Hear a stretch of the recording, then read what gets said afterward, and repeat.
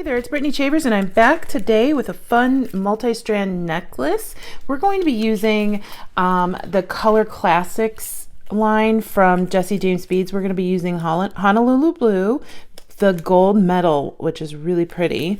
And I had some leftover steel blue from the adjustable bracelets that I made. Along with our Color Classic strands, we're also going to be using some medium soft flex beading wire in black onyx and the crimp beads of your choice. I'll be using Beadalon gold crimp beads today. And I'm going to open up my beads and decide my layout before I really do anything else. And I'm going to take out the silver on this strand, and just so we're left with the blue. I might use some beads from this Color Trends mix, Crystal Cave. Especially, I think we're going to use this big crystal on here. I might use some of these coins as well. I want 2 strands on this necklace, the focal of which on the longer one I want to be this large crystal. In the middle, I want this last Shambhala bead from the steel blue. I want to use some of these really bright blue ovals.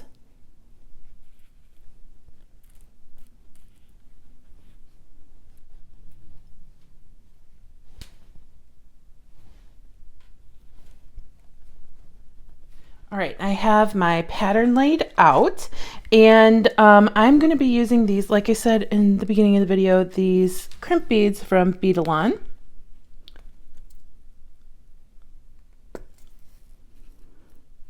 We'll be making an illusion type necklace, but it won't be illusion because we can see the stringing wire, which I like the black, and it kind of gives a sophisticated touch to the beads. My longest strand is going to be about 23 inches long, and I want to add a few inches just to make sure that I have enough to crimp with at the end.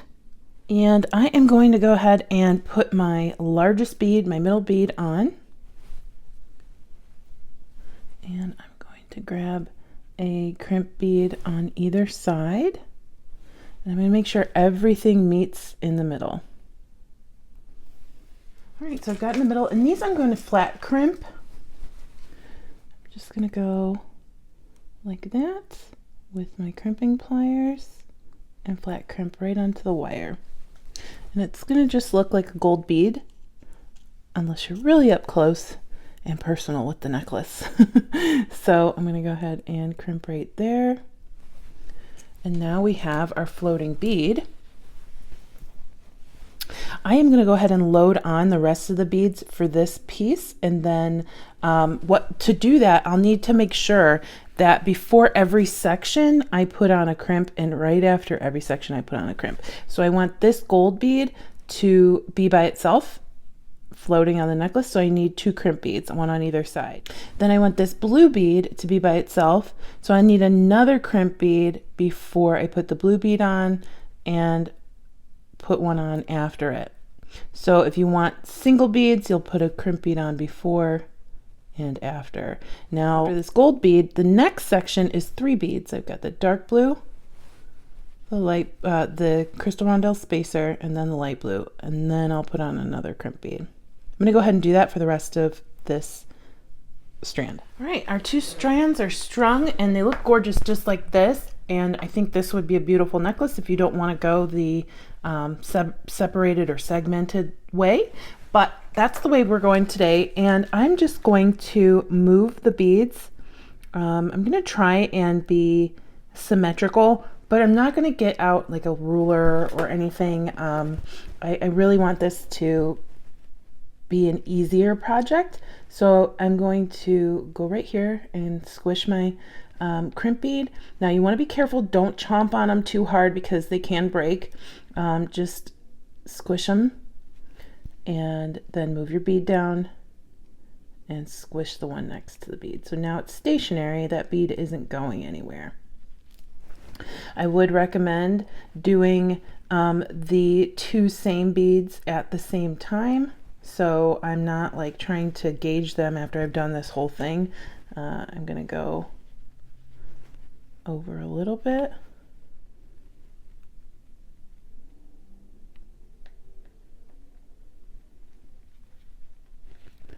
There we go.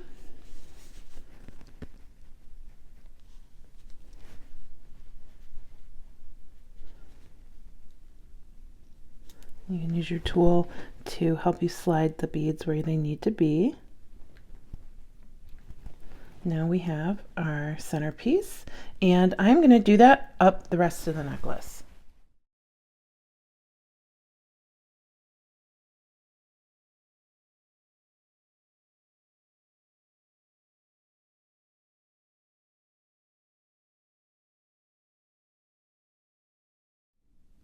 All of my beads are strung and in place, and I'm loving, loving, loving this blue on black with the gold. I just think that is so wonderful. I had a shirt like that a while back.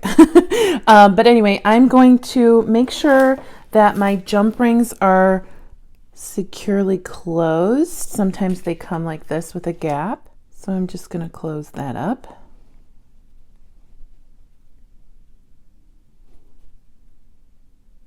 You can also use a wire guard if you're really concerned, or a soldered closed ring. I'm going to take one of them and put it around my clasp.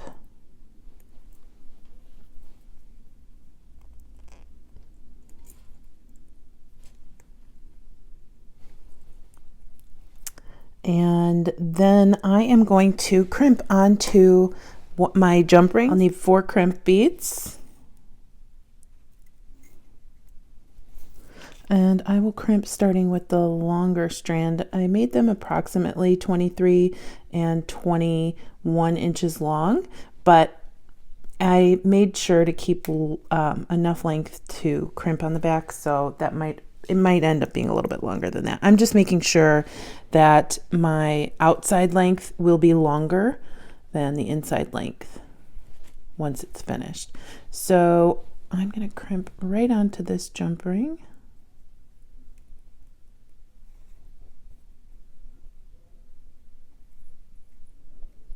Trying to leave this pretty long on, pretty short on this side and longer on this side.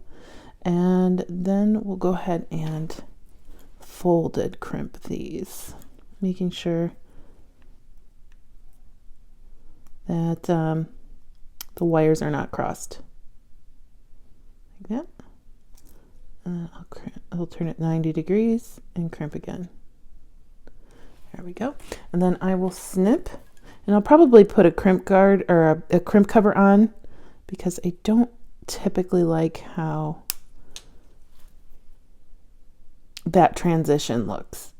If you like it, that's fine. And it kind of just looks like a gold bead, and it'll be behind your neck, so you won't see it, but it'll look really nice finished like that. And then I'm going to take the other strand and do the exact same thing.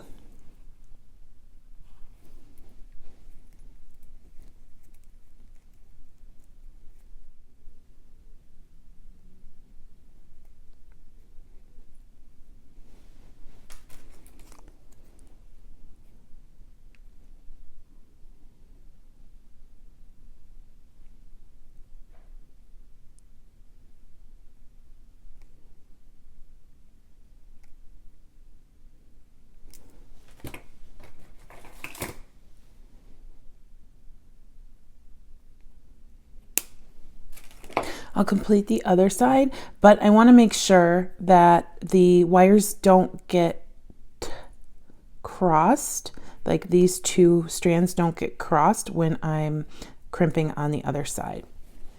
Everything is crimped, and I'm just putting on my last crimp cover. These are a little big, but I liked this Stardust finish. These are from Beadalon as well.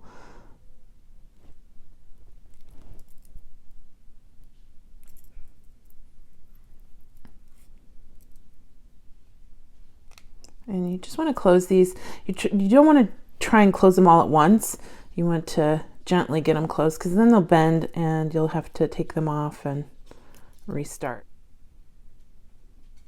Here we go. Now, this necklace is gorgeous. I'm going to add an extender on the back just so I can make it adjustable. And I just cut a piece of chain from Jessie James Beads and got a jump ring. And we'll add to the side that doesn't have the clasp.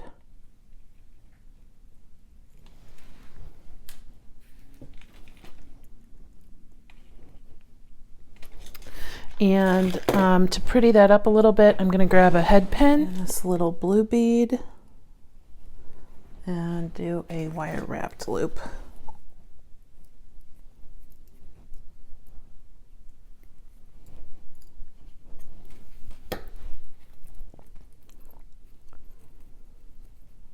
We'll slip on our chain.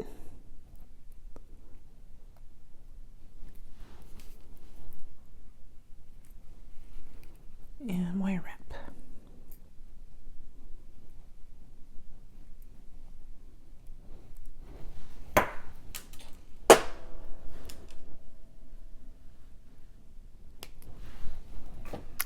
And there we go.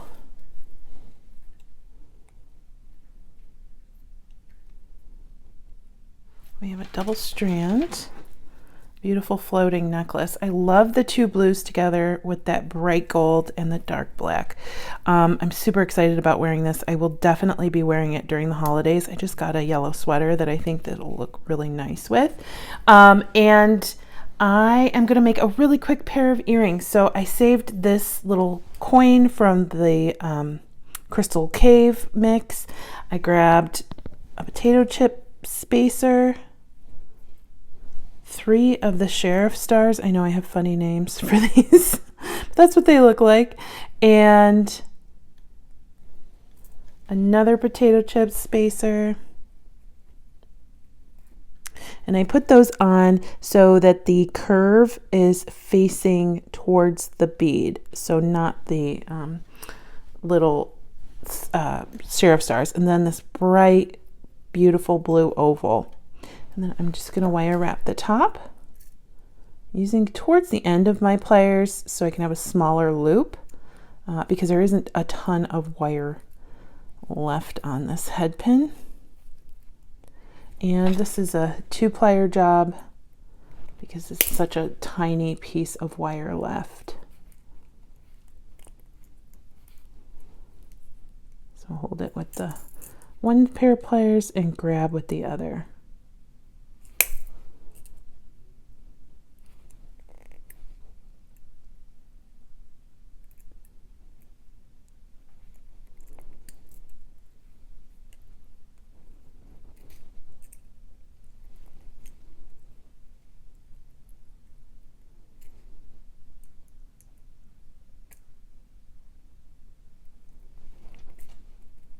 There we go, and we'll snip.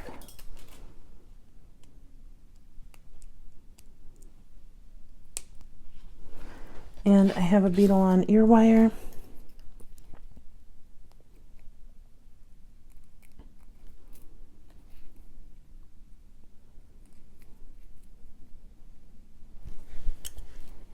And there we go.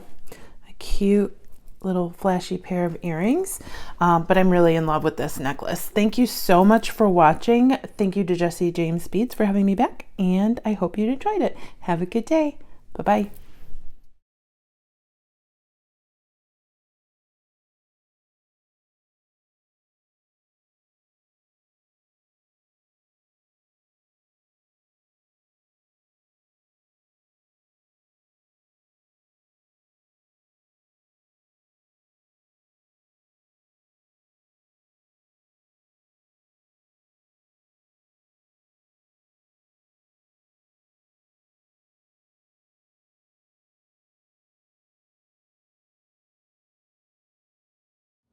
Good morning.